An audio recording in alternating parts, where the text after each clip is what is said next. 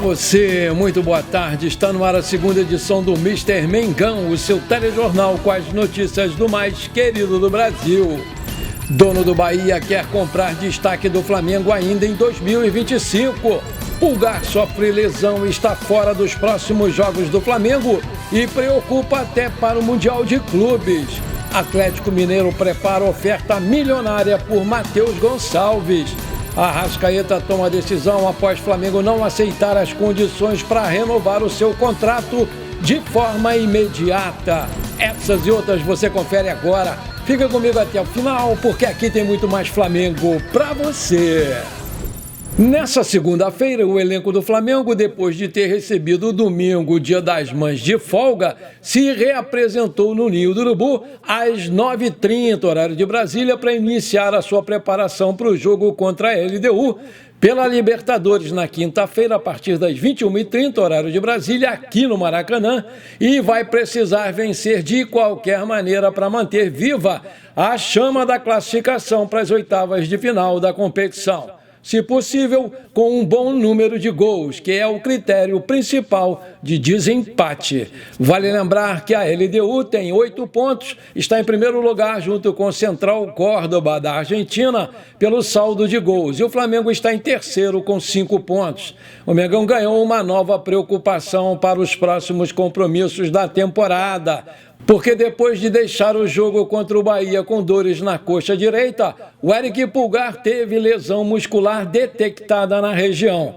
Assim, o chileno vai ser desfalque nos jogos contra a LDU do Equador e Botafogo, além de deixar o Flamengo atento e de olho na disputa do Super Mundial de Clubes. O Pulgar realizou exames de imagem nesse domingo que detectaram uma lesão no músculo posterior da coxa direita. O Flamengo vai tentar preparar o jogador para a última rodada da Copa Libertadores contra o Deportivo Táchira da Venezuela, aqui no Maracanã no dia 28 desse mês, mas já avisou que não vai cometer loucuras a fim de não prejudicar o chileno para disputar a Copa do Mundo de Clubes. Vale destacar que o Pulgar não foi o único a ser substituído com dores naquele jogo contra o Bahia, porque também no primeiro tempo o Alan deu lugar para o Luiz Araújo e sentiu aí uma lesão no músculo posterior da coxa direita. Após a vitória sobre o Bahia na sua coletiva de imprensa, o técnico Felipe Luiz chamou atenção ao falar sobre o Bruno Henrique e discordou da jornalista que pontuou a atuação negativa do BH27 e disse muito irritado. Aspas, não vimos o mesmo jogo. O Bruno Henrique foi incrível hoje, incrível. Um jogador de 34, 35 anos, campeão de tudo, maior campeão da história do clube, se sacrifica pela equipe do jeito que ele fez. Eu sinto muito, joga muito. É o companheiro que mais se sacrifica e que mais trabalha. Começou lá o Felipe. Na sequência, o treinador completou a análise. Aspas, eu tenho gratidão e um carinho gigante por ele. Hoje, ele fez um jogo impecável, foi até a exaustão. Correu o que tinha que correr, fez todos os movimentos. Não fez o gol, o resto fez. Eu estou muito contente por recuperar esse jogador, que é muito importante para mim. Finalizou lá o Felipe Luiz. Contrariando o treinador, diversos torcedores discordaram sobre a atuação do atacante. Aspas, se a partida dele foi impecável, então o Plata é um gênio da bola para ele, né? Porque o Bruno Henrique não fez literalmente nada. Disse outro, a famosa panela sempre defenderá seus amigos, mesmo jogando mal. Esse é um risco de um ex-jogador assumir o comando do grupo no qual ele participou. Outro falou, o Bruno mal foi falado no primeiro tempo. Tá de sacanagem, Felipe. Ele é um excelente jogador, mas está muito mal, disse lá o outro. Antes era bem transparente e sincero nas entrevistas, mas agora o Felipe parece muito com o Tite, disse outro torcedor. E um mais cômico disse que o Felipe Luiz está precisando urgentemente usar óculos, porque depois de elogiar a atuação do Bruno Henrique, ele deixou bem claro a impressão que não está enxergando nada. E você acha que o Bruno Henrique deve ser barrado para esse jogo contra a LDU na quinta-feira? Coloca aí! Por ter declarado há poucos dias atrás o desejo de voltar ao seu ex-clube, o Grêmio, o Cebolinha virou um desejo do clube gaúcho. Segundo a apuração do jornalista Júlio Miguel Neto, o Grêmio manifestou a intenção de ter o atacante por empréstimo e a diretoria do Flamengo imediatamente disse não, porque não quer emprestar o jogador. O Cebola está nessa lista de possíveis jogadores que devem sair do Flamengo na próxima janela. Mas ele não recebeu nenhuma proposta oficial de nenhum clube até o momento. Completou lá o Júlio Miguel Neto. O seu contrato com o Flamengo vai até 2026. Segundo apurou a reportagem do Bola VIP Brasil, o Flamengo não se opõe à saída do Cebolinha, mas quer fazer uma boa venda. O atacante foi comprado por 87 milhões de reais vindo do Benfica e não vai ser liberado de graça. Como já foi amplamente noticiado no mercado da bola, o Gerson, de 27 anos, vem se tornando um alvo de equipes que buscam fechar a sua contratação, visando a próxima janela de transferências. O portal Mundo Rubro-Negro garante que o Coringa deve receber uma proposta irrecusável do Zenit da Rússia e o Flamengo já admite sim negociar o jogador, caso essa proposta seja muito boa também para o clube. Vale destacar que o camisa 8 já havia sido procurado pelos russos no início desse ano, mas naquela ocasião o rubro-negro recusou a investida, renovando com o jogador até 2030 e disse que naquele momento era visto como indispensável pelo Boto. Apesar da recusa, o Zenit não desistiu de um acordo e já sinalizou que pretende realizar uma nova oferta que seria financeiramente satisfatória para ambas as partes. Aí eu te pergunto, você acha que o Flamengo deve mesmo vender o Gerson depois do Mundial de Clubes? Coloca aí.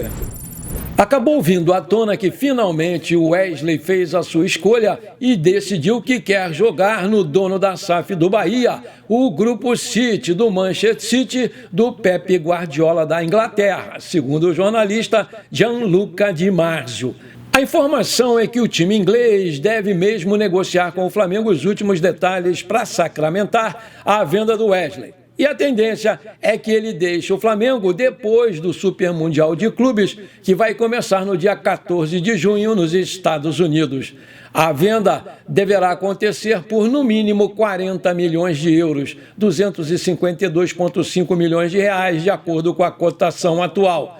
Ainda assim, existe o plano de aumentar esse valor, porque a diretoria do clube gostaria muito de superar a venda do Vini Júnior para o Real Madrid em 2018 por 45 milhões de euros, hoje 284 milhões de reais, a maior venda da sua história. No total, segundo o site Transfer Market, Wesley entrou em campo em 127 partidas, fez 3 gols e deu 5 assistências, conquistando pelo Flamengo 6 títulos.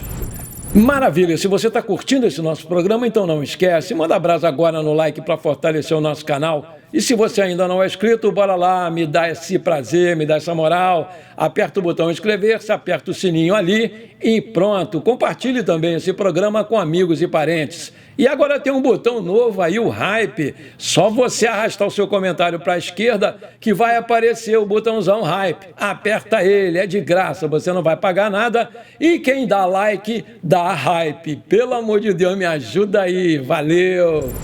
O Atlético Mineiro demonstrou interesse no meia Matheus Gonçalves, de 19 anos, e sinalizou uma proposta de 9 milhões de euros, 56,8 milhões de reais na cotação atual. Pouco utilizado pelo Felipe Luiz, ele entrou em campo apenas 10 vezes em 2024, somando 4 minutos no Brasileiro. O Galo busca negociar 70% dos direitos econômicos do jogador e ele já enxerga o projeto com bons olhos. De acordo com a apuração do Globo, as conversas entre Atlético Mineiro e o empresário do Matheus Gonçalves estão bem alinhadas, restando apenas o aval do Flamengo. O Galo planeja oferecer um salário muito atrativo para o jogador, além de bônus por títulos conquistados e convocações para a seleção brasileira. O José Boto, por sua vez, avalia se a proposta condiz com o potencial do jogador. O Atlético Mineiro enxerga em Matheus Gonçalves um reforço para o presente e principalmente para o seu futuro. O meia, considerado um dos maiores talentos da categoria sub-20, teria espaço imediato no elenco mineiro. O clube ainda não definiu a duração do contrato, mas pretende incluí-lo no grupo titular ao longo dessa temporada. Nascido no Rio de Janeiro, o Matheus Gonçalves, de 19 anos, é formado nas categorias de base do Flamengo e estreou no profissional em 2022. Emprestado ao Bragantino em 2023, ele registrou uma assistência em 13 jogos.